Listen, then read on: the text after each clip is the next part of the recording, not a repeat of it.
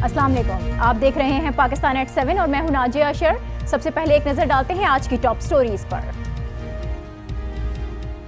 Gwadar बामुकाबला Chabahar, politics of port उरूज पर central Asia तक रसाई की जंग कौन जीतेगा? गेम चेंजर के जवाब में बड़ा गेम, पाक चीन इक्तिसादी राहदारी पर बुरी नजर रखने वाले भारत ने महंगा और मुश्किल रास्ता चुन लिया। और अमेरिका खित्ते से जाएगा और अफगानिस्तान की प्लेयर बन जाएगा, भारत की खामख्याली या दुरुस्त हिकमत अमली? F-16 तैयारों का मामला और अमरीकी इमदाद में रुकावटें, मुल्ला मंसूर की हलाकत, अमरीका का इसरार और पाकिस्तान का तस्दीक से इनकार, वजीर दाखिला की अमरीका पर तनकीद और आर्मी चीफ की तशवीश। इन तमाम हालात व वाक़यात ने पाकिस्तान की खारजा पॉलिसी को मुश्किल में डाला हुआ है। मौजूदा हालात और वाक़यात पर अगर हम नज़र डालें तो अमरीका से हमारे ताल्लुकात दिन ब दिन कशीदा होते हुए दिखाई दे रहे हैं। मुल्ला मंसूर की हलाकत के बाद तालिबान से मुज़ाकरात का भी अब कोई मुस्तक़बिल नज़र नहीं आता। दूसरी जानिब खित्ते में एक नई सूरत हाल जन्म ले रही है और वो है पॉलिटिक्स ऑफ पोर्ट। भारत और ईरान का चाबहार बंदरगाह पर मुआहदा, जो बज़ाहिर पाकिस्तान के गेम चेंजर मंसूबे सी पैक के जवाब में भारत का एक बड़ा गेम मालूम होता है। भारत चाबहार पर $500 मिलियन की सरमायाकारी करने जा रहा है। किसी गैर मुल्की बंदरगाह पर भारत की जानिब से अब तक खर्च की जाने वाली ये सबसे बड़ी रकम है, जिसकी वजह भी वाज़ेह है। ये बंदरगाह भारत को न सिर्फ अफगानिस्तान तक का समंदरी रास्ता फराहम करेगी, बल्कि इसकी सेंट्रल एशिया तक रसाई का जो देरीना ख्वाब है वो भी पूरा हो जाएगा। यानी भारत वस्ती एशियाई रियासतों तक तिजारती राहदारी के लिए पाकिस्तान का मोहताज नहीं रहेगा। यहाँ ये बात भी अहम है कि भारत इस हवाले से अफगानिस्तान में पहले ही बड़े पैमाने पर सरमायाकारी कर चुका है। अफगान सूबे निमरोज़ में $100 मिलियन की लागत से तामीर की गई 220 किलोमीटर सड़क इस बात की वाज़े मिसाल है। इसके अलावा अफगानिस्तान के लिए भी चाबहार के ज़रिए तिजारत का रास्ता खुल जाएगा। लेकिन इस तमाम सूरत हाल में नुकसान पाकिस्तान को हो सकता है, क्योंकि चाबहार असल में वस्ती एशियाई रियासतों तक तिजारत का मुतबादिल रास्ता है। इससे पहले गवादर को ही सेंट्रल एशिया का दरवाज़ा तस्वुर किया जाता था और गवादर के हुसूल के लिए आलमी ताकतें क्या क्या पापड़ बेल चुकी थीं, ये बात भी किसी से ढकी छुपी नहीं है।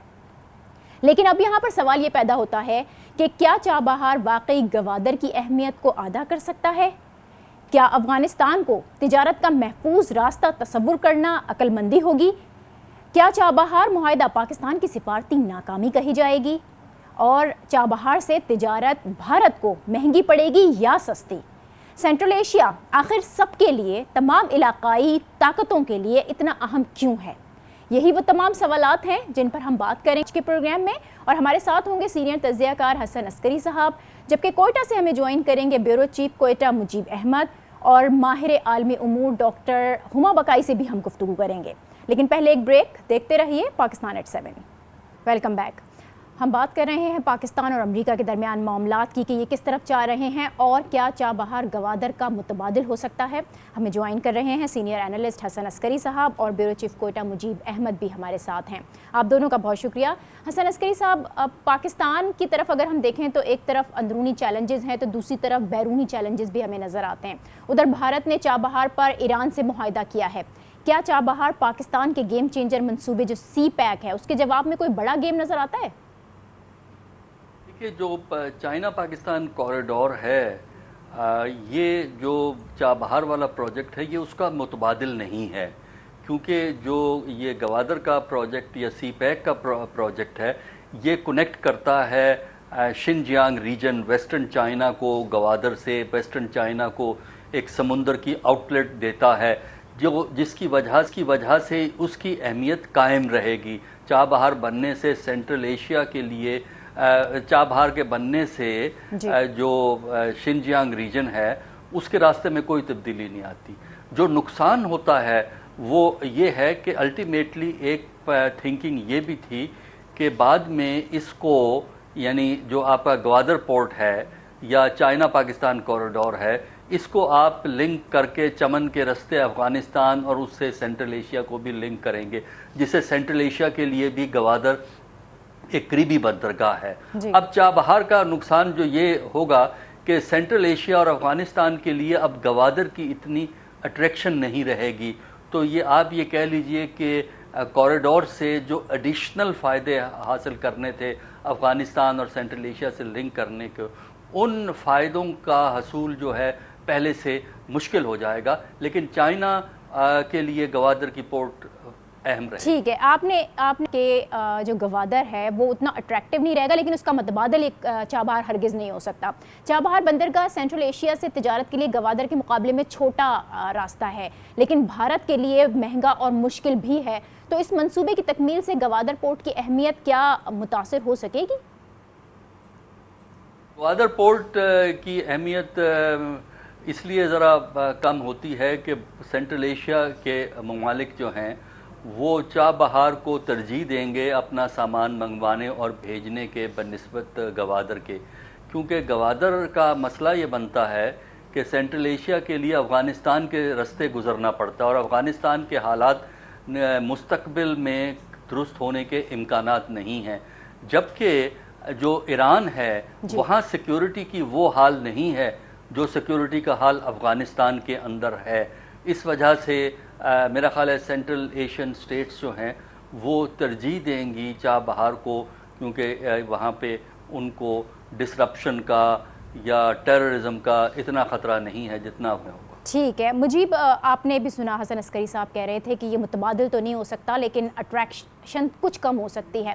سی پیک منصوبہ بھارت کی آنکھ میں مسلسل چبھ رہا ہے. اسے روکنے کے لیے ہم نے دیکھا کہ را کی بلوچستان میں جو سرگرمیاں تھیں وہ بھی نظر آتی رہیں. بھارتی ایجنٹ کلبھوشن یادیو ہے, اس کی گرفتاری بھی ایک تازہ مثال ہے اس کی. ان تمام چیلنجز سے نمٹنے کے لیے اس وقت بلوچستان حکومت کیا کر رہی ہے؟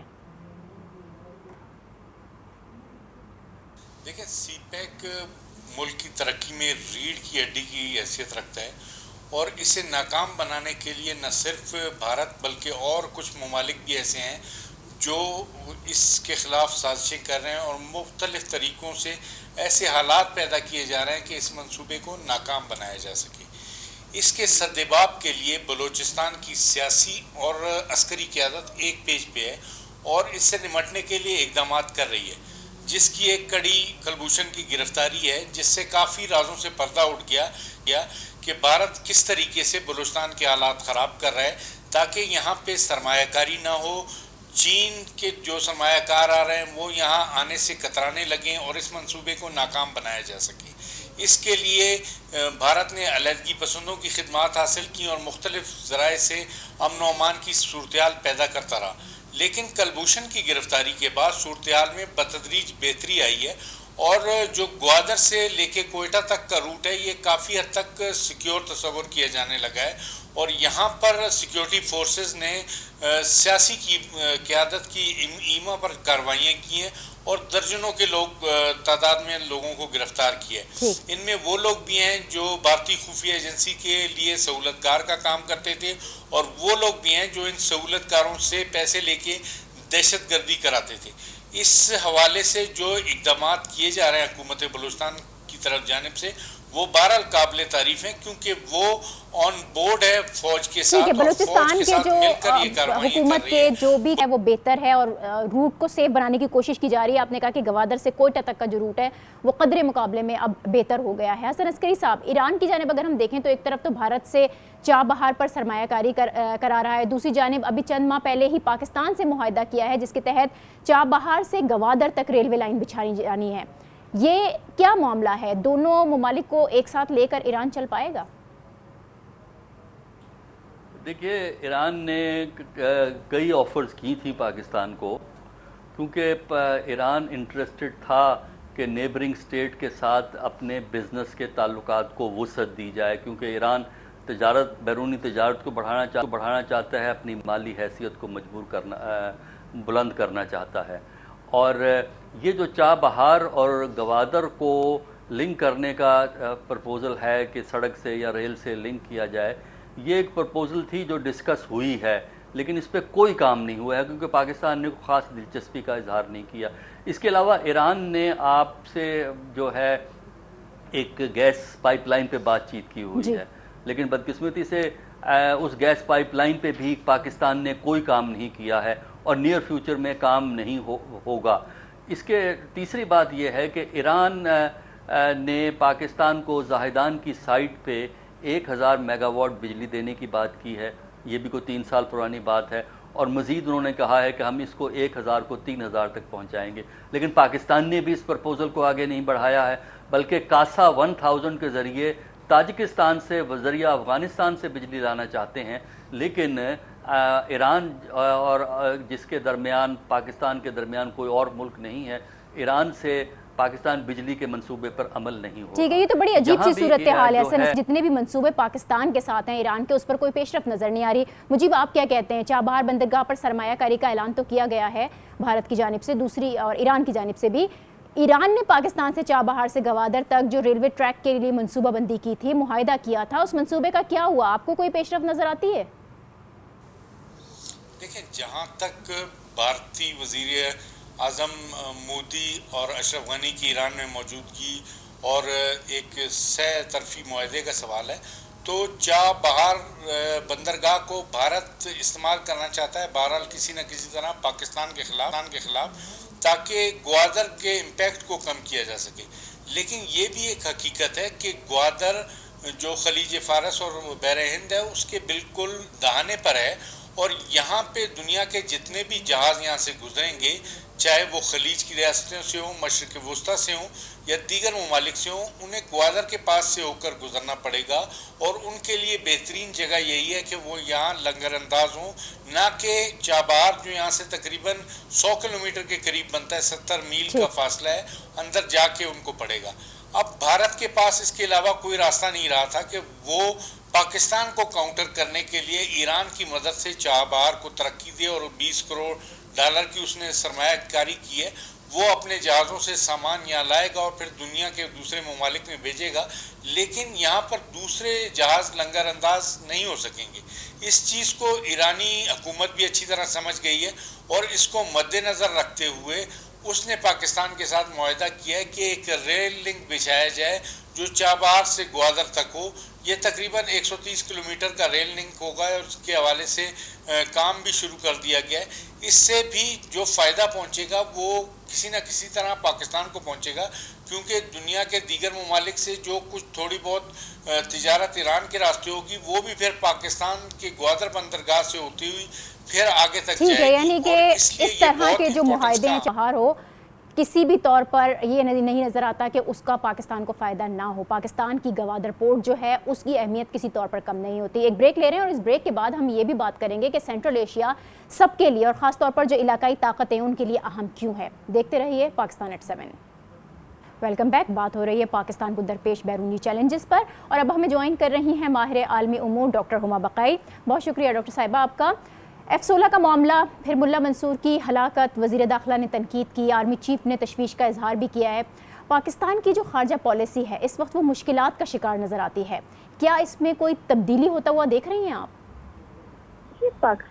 خارجہ پالیسی جو ہماری خارجہ پالیسی ہے اس کے تحت تو ہم نے کوادریلیٹرل ڈائیلاگ ہوسٹ کیا تھا، طالبان کو ڈائیلاگ پہ ٹیبل پہ لانے کی کوشش کی تھی. دوسری اہم بات یہ کہ جو میرا خیال ہے جو بڑی پکچر ہے وہ یہ ہے کہ آپ نے پچھلے دنوں جو ڈیولپمنٹس آپ نے کی، یہ پاکستان اور امریکہ کے بیچ میں، اس کے پیریلل کچھ ڈیولپمنٹس ہیں جو انڈیا اور یونائٹڈ اسٹیٹس کے بیچ میں بھی ہوئی، اور اس میں سب سے بڑا تو فاؤنڈیشن ڈیفنس ایگریمنٹ ہے. اور اس کے ساتھ ساتھ جو ڈیفنس سیکرٹری ہیں امریکہ کے کارٹر صاحب، ان کا یہ واضح اسٹیٹمنٹس ہیں کہ I am a friend of India. پھر انہوں نے انڈیا میں کہا کہ I have washed my hands of Pakistan. میرا خیال ہے کہ کوشش یہ ہے کہ پاکستان کو افغانستان کے امن کے عمل سے باہر کیا جائے. پریزیڈنٹ غنی جو ہیں ان کا بھی ایک اسٹیٹمنٹ آیا ہے جو میرا خیال ہے ڈاکٹر صاحب آپ نے یہ کہا کہ پاکستان کو مذاکراتی عمل سے دور رکھنے کی کوشش کی جا رہی ہے. کیا ایسا ممکن ہے کہ پاکستان کے بغیر طالبان سے مذاکرات کامیاب ہو سکیں، کیونکہ ثالث کی ضرورت تو بہرحال رہتی ہے؟ یہ بہت اچھا ہے کہ آپ نے یہ سوال اٹھا لیا. میں پچھلے سال کابل میں تھی، وہاں اب یہ کوشش ہے کہ جن طالبان سے گفتگو کی جائے یا اگر طالبان کو گفتگو کا حصہ بنایا جائے، نیگوسیشن کا حصہ بنایا جائے تو وہ بالکل ان کے اوپر پاکستان کا کوئی اثر رسوخ نہ ہو. یہ انڈین لابی کا ٹرسٹ ہے افغانستان کی پالیٹکس میں، اور وہی انڈین لابی آپ کو بہت فعال نظر آتی ہے. ٹھیک ہے، یعنی یہ انڈین لابی کی جانب سے بہت شکریہ ڈاکٹر ہما بقائی ہمارے ساتھ. احمد آپ کا بھی شکریہ، اور حسن عسکری صاحب آپ کا بھی بہت شکریہ. پاکستان بیرونی جو چیلنجز ہیں وہ اس کو درپیش ہیں، اور مضبوط خارجہ پالیسی سے ہی ان چیلنجز سے نمٹا جا سکتا ہے. اسی کے ساتھ مجھے دیجیے اجازت، کل آپ سے پھر ملاقات ہوگی. اللہ حافظ.